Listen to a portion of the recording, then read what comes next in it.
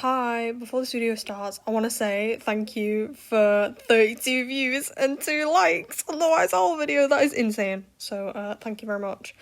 I also made a YouTube short which was getting, this is going to sound so counteractive, but it was getting too many views, so I deleted it because I did not want to be the person known for YouTube shorts. And I didn't want to have to start uploading more of those, so I just did that. I want to make more long-form content, as you can tell. So this is part 2 in my, hopefully, a series of making art for every Inside Number 9 episode until I run out, or I get a new hyperfixation, or Stephen Reese notice me. So I made kind of a plan now. After the episode that I do every month or so, I'll do it by a spin the wheel app. I downloaded it the other week and I thought, oh my god, this is such a good idea, because I was literally just gonna do it by order of favoritism, really, because I'm really petty. But I think it's fair if I just, do it more so for that rather than anything else. So I'm going to spin for a season, then an episode, and whichever one's picked, I'll make art accordingly. I have an idea for most of them, but for literally some of them I have no idea, so it's going to be very, very interesting to see what I come up with. Also, when I get to 50 subscribers, I'm going to do a little Q&A, I think, so if I do get there, just ask anything and I'll try my best. I'll make a full announcement on my posts thing when I get there, though. So, again, this video will contain spoilers for Inside Number 9, and again, is inappropriate for children under 15, and anyone who is triggered by the topics of suicide, abortion, and generally heavy terms. Once again, 2 in a row. I need to hopefully get more of a joyous one next time. It's slightly less dark than the last video. Wise Owl is not really a comedy, whereas Cold Comfort is more of a dark comedy. But I'd still advise don't watch it if you're under 15 or if you haven't seen it. And if you haven't, again, you need to watch it, because what is wrong with you? Please subscribe and like, because that would be really nice, I'd really appreciate that.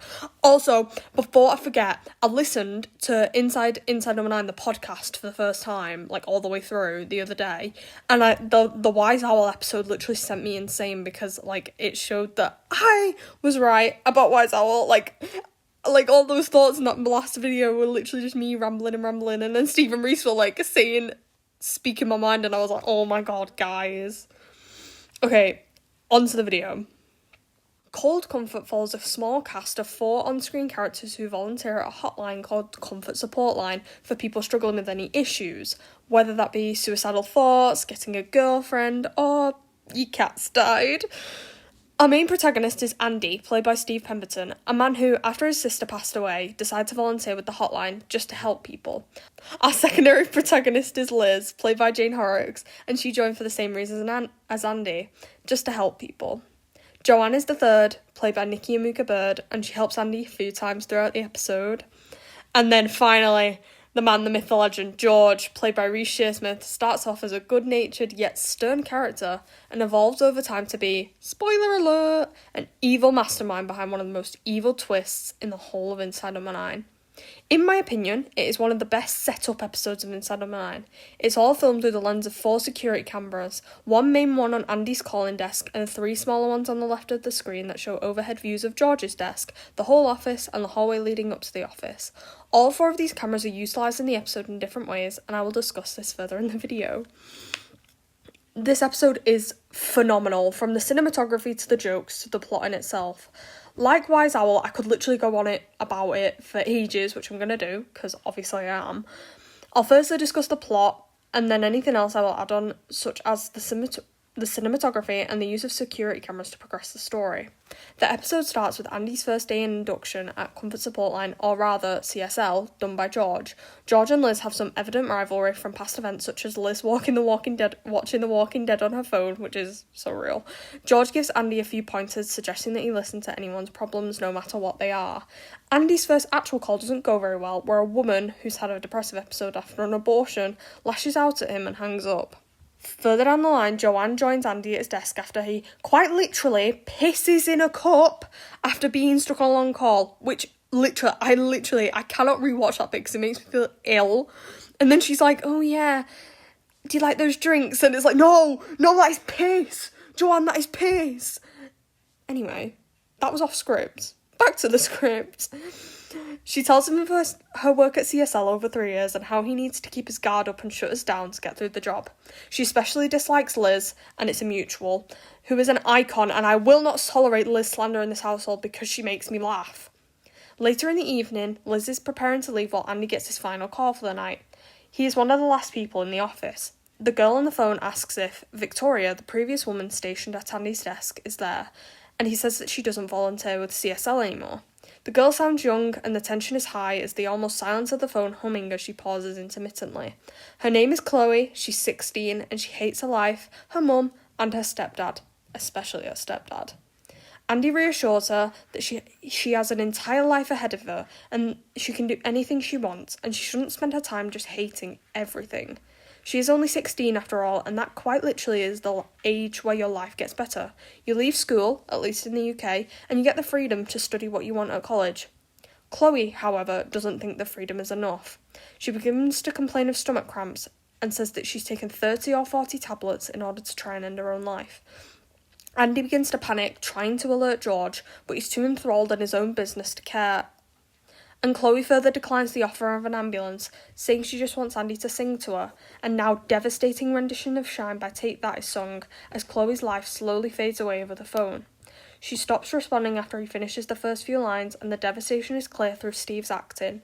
His face drops and he starts to cry, but the emotional moment is slashed through with the ringing of the phone again. This time it's an old woman, saddened by her cat's death, and she doesn't know how else she can go on without him. Andy is still clearly devastated by his previous call with Chloe, and he begins to lash out at the woman, claiming it's just a cat, and that she can get another one. He hangs up on her, which he was previously instructed not to do by George, and takes the next day off to recuperate from the events of the previous day. On Andy's day off, we see Liz taking a call for someone she knows, talking about bridesmaids' dresses and weddings. George is very unhappy and, unprovoked, attacks her, forcefully taking the phone and slamming it down. This shows the darker side to George, the side we haven't seen yet, how his pent-up anger is lashed out on others. Maybe he should have been calling CSL this whole time. When Andy comes back in the next day, Liz gives him some advice about what happened, and Joanne comes and comforts him, bringing him the quote-unquote drink she thought he liked. Joanne, it was piss, girl. It was piss. Liz then drops the bombshell on Andy that a man had called in earlier that day, saying that his mother had ended her life because her cat had passed away. Andy immediately makes the connection, going into George's office on the upper left corner, and admits this to him, who later says there will be no repercussions as Andy's actions were due to the call with Chloe having a negative effect on his mood. A new inductee, Michael, is guided through his first call by Andy after George has to discuss his event with Liz. And lo and behold, after all this workup and after all the events of the past 72 hours, the caller is Chloe. What the fuck do you mean it's Chloe? So, yeah, Chloe's back, and she's pulling the exact same roundabout as she did with Andy with Michael. She hates her life, her mum, and her stepdad, and she's took some bloody tablets.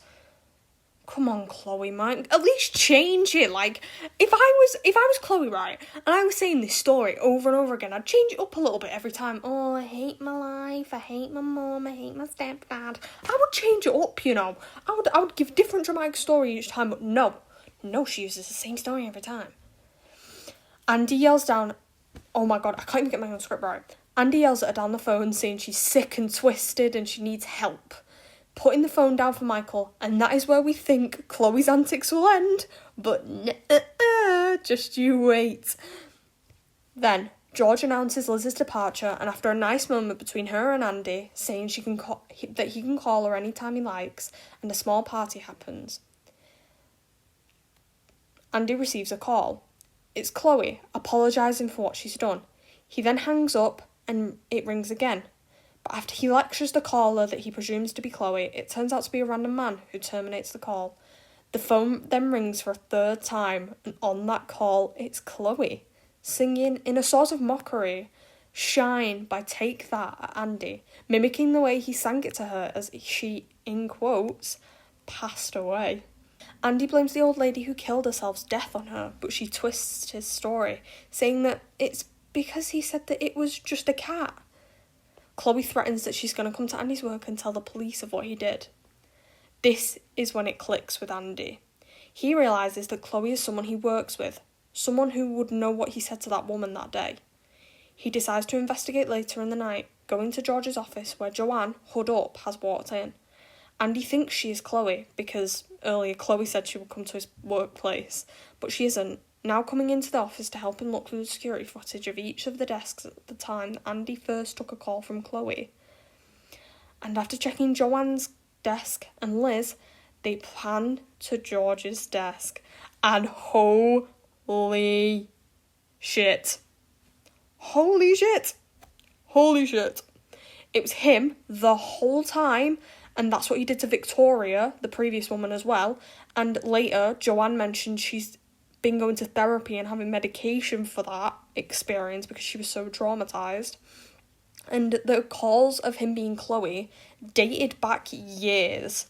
It's evil, and I genuinely think that it's a crime with no motive, just getting off on people's suffering by using your own suffering. But even then, it could have all been a lie from George. He could have just made this up to get off on people's suffering, which is, oh my god.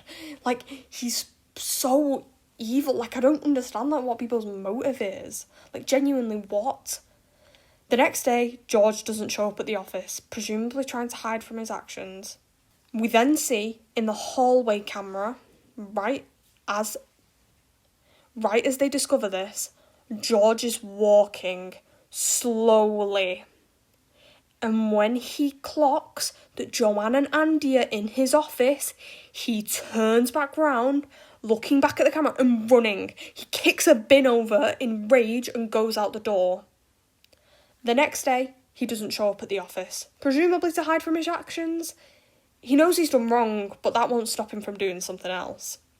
Another new arrival, a man, is greeted by Joanne, then Andy.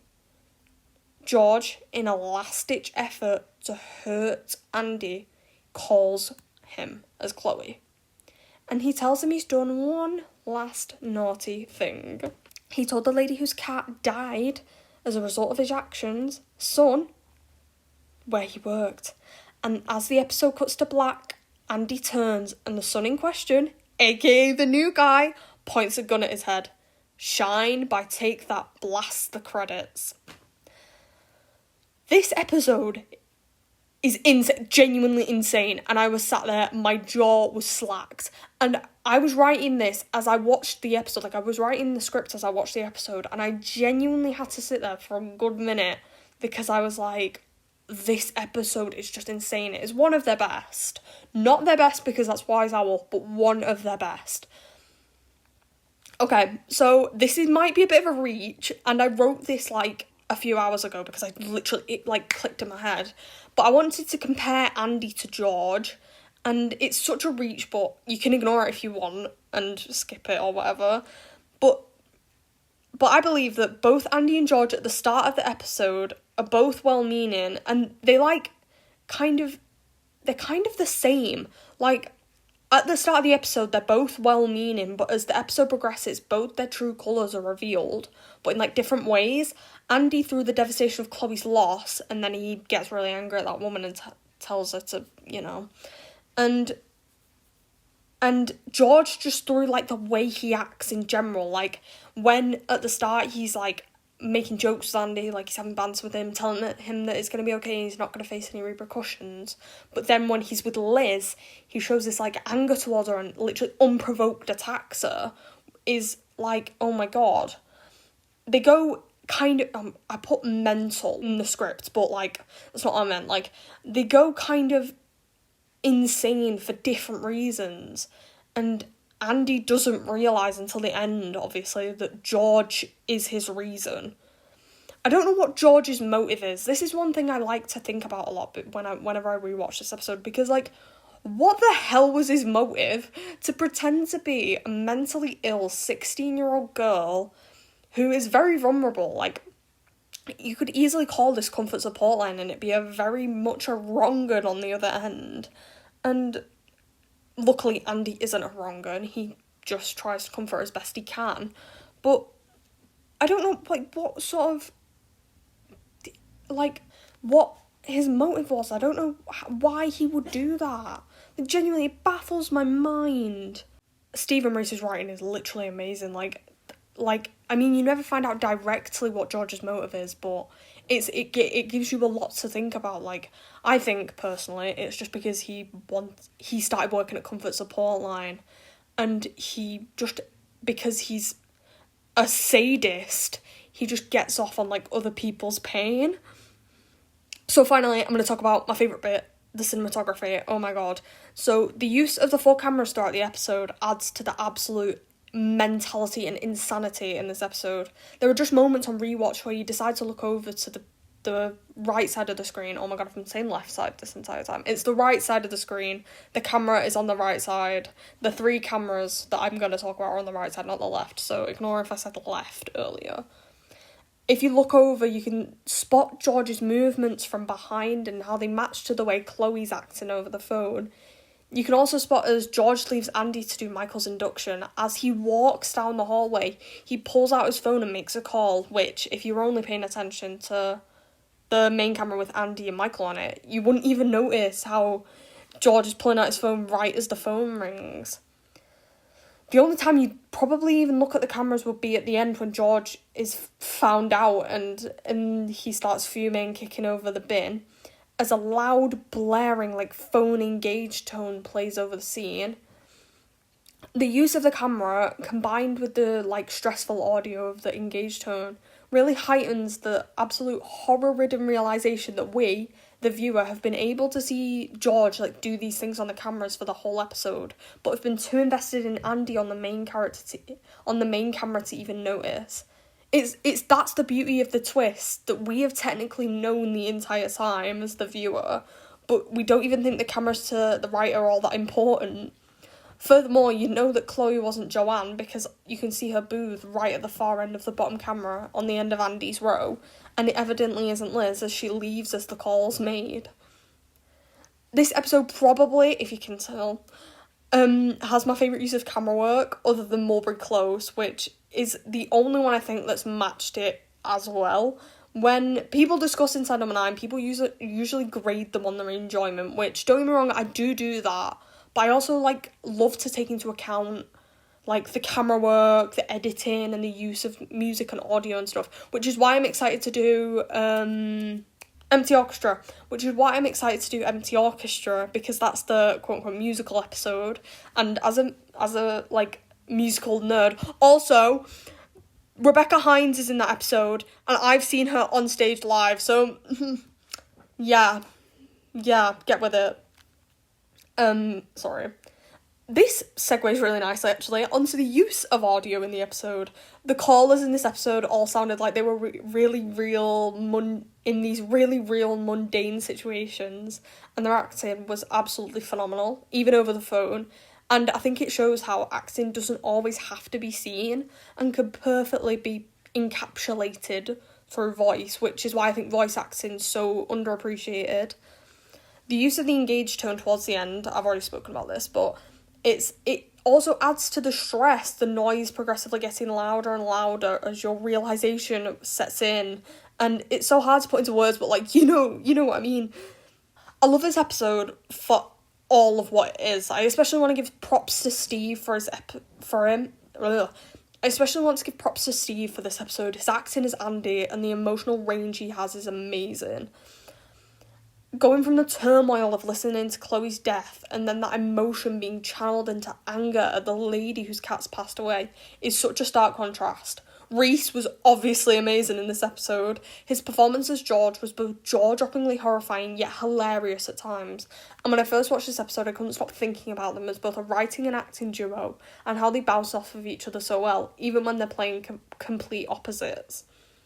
I want to further give props to the guest stars, Nikki Muka-Bird and Jane Horrocks, who are both absolutely hilarious and amazing actors in their own right. Jane Horrocks' Liz obviously had some hilarious moments, and Nikki, obviously, with the drink that was the piss. Oh my god, that bit is hysterical. I love it so much.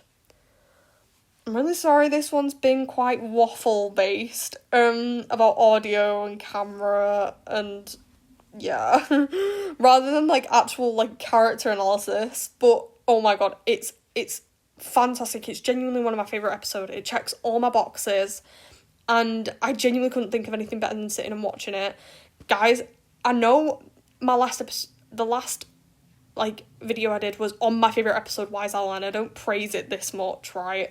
But after I rewatched that video, I realized how poor my script writing was, so I had to just like really think about it for this one. This is why the videos took so long.